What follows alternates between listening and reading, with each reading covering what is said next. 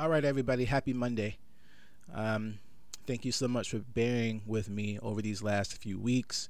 I know that I haven't been uploading like I should have been, but that's going to change prayerfully this week.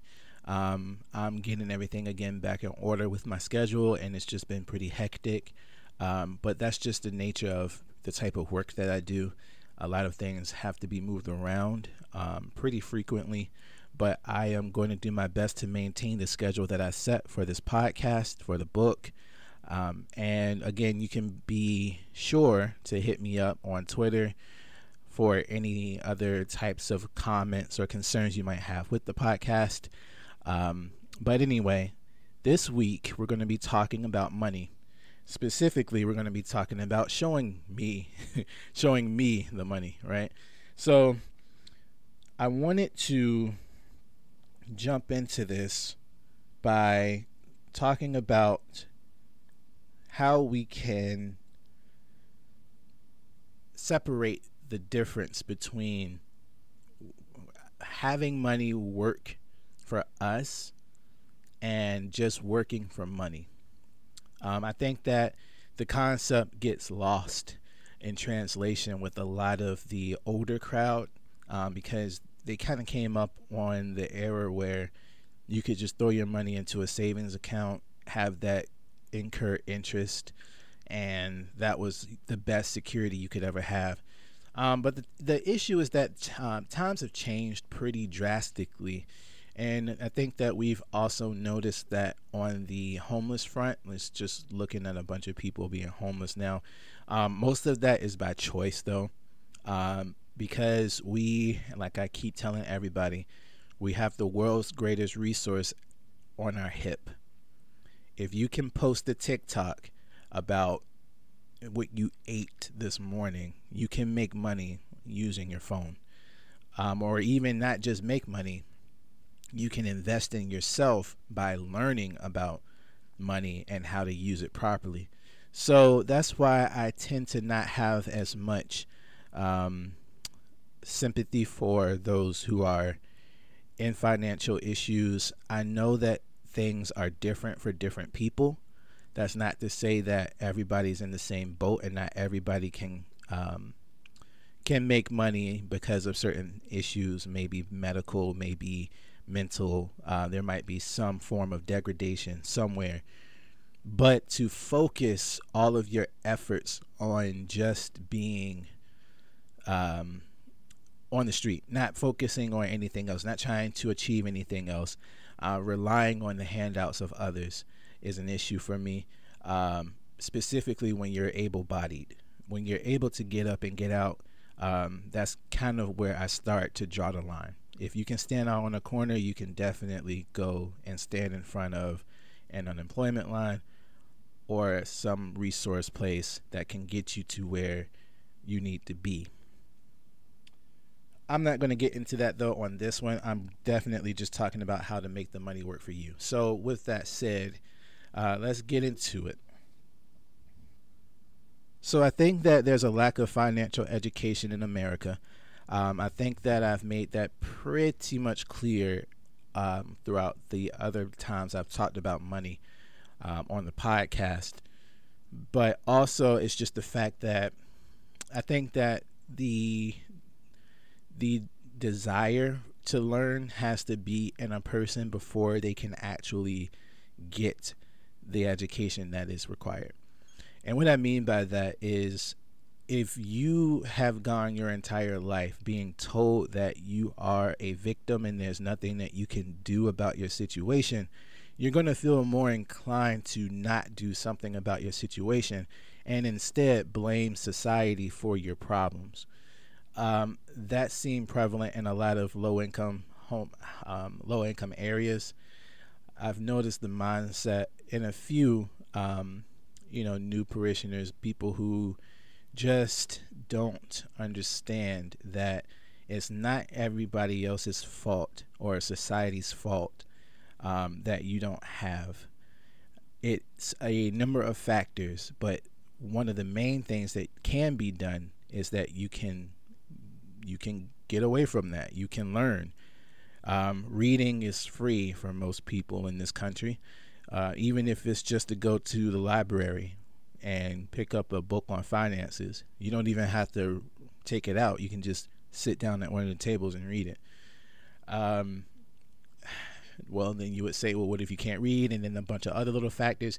But see, here's the thing, though.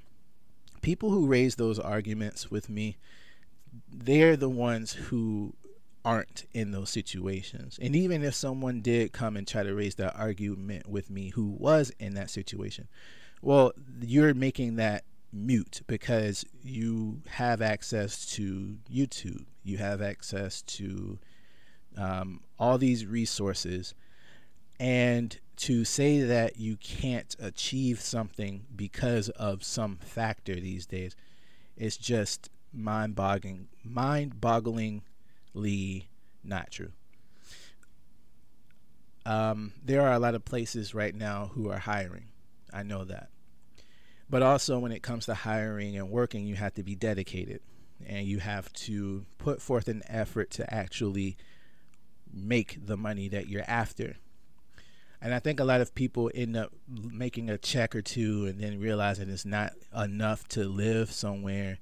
And I'm going to get into that when I actually start talking about the homeless stuff. But it becomes discouraging, I believe, whenever you're looking and you're seeing like, oh, I didn't make this, I didn't make that. Oh, we got to pay this out and all these other things. And again, you get lost in the tide, the ebb and flow of debt and trying to live somewhere and trying to pay for stuff and trying to do all these things.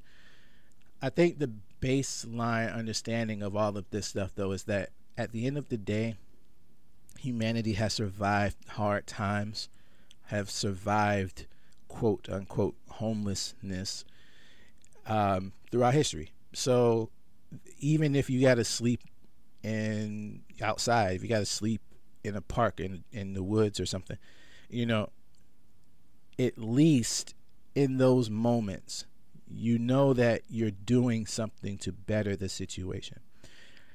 And you would say, well, Wesley, that's easier said than done. Well, that's the extreme, right? I like to look at the fact that I was trying to put myself in a homeless situation back when I was freshly dropped out of college. I was trying to sleep in my car. I was trying to, do all these things 'cause I couldn't afford to live anywhere, or at least in my head, I was like, I can't afford to live in this place. I would rather have money saved up so that I can do this thing or that thing or travel or whatever. And I had all these grand ambitions in my head, and I let all of that get in the way of me focusing on what was truly important. And what was important was the fact that I needed to focus my efforts on my base securities. Yes, I needed a place, but I didn't need the most expensive place. Yes, I needed a car, but I knew I couldn't afford car payments. So, or at least I know now that I didn't need to get car payments. So, I ended up putting myself in financial binds because I kept trying to perpetuate a lie, a lifestyle that I knew I wasn't really ready to live yet. I knew that I had money to get a room somewhere, but I wasn't trying to just do that. I was trying to have the full apartment experience. The prices were increasing and I knew that I couldn't really afford it, but I just had to get into it anyway and all this stuff. I think at the end of the day, it all comes down to us understanding that we do have responsibilities that we have to maintain.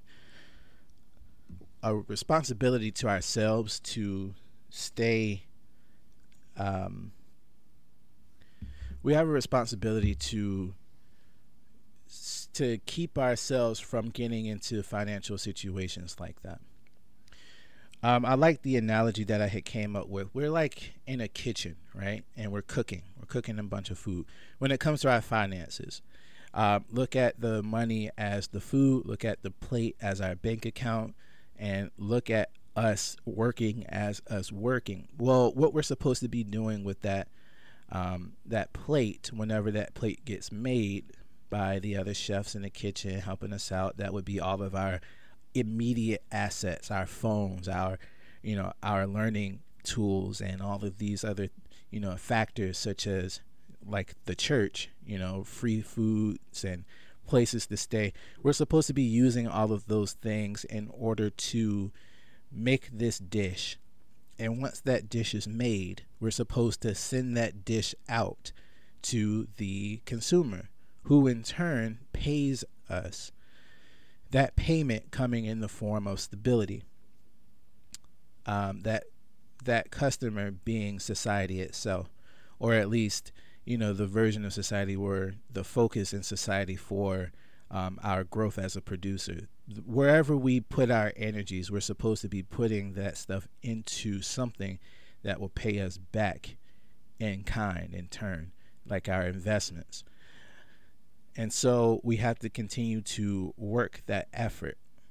I think I can make that analogy a little bit better, but basically we're just looking to get into a stable situation with our finances whenever we're not in a stable place. And that's the only way that we can continue to grow in the way that we're supposed to grow, meaning to be producers instead of consumers. Because what most people do is they eat the food before they send it out. They consume all of the resources that they have around them. They burn bridges. They get into arguments with people who have more than them. They blame everyone else. They don't read. They ignore the financial advice that they get across the internet when they have everything given to them, and they aren't able to produce anything that's worthy of getting a payment at the end at all. So they end up, just like the scripture said, being the one who buried the talent, buried the gold. And when the master comes back, well, what do you have to show for it? I think that a lot of people like to fall on their swords, as they say, and act like the world is against them. But the world is not against us. We're just here, and we have to operate within our space to do what needs to be done, to become producers instead of consumers, and to grow in that, to be a tree producing fruit. So in conclusion, there are differences between working for money and having money work for you. There's differences in being a producer versus being a consumer.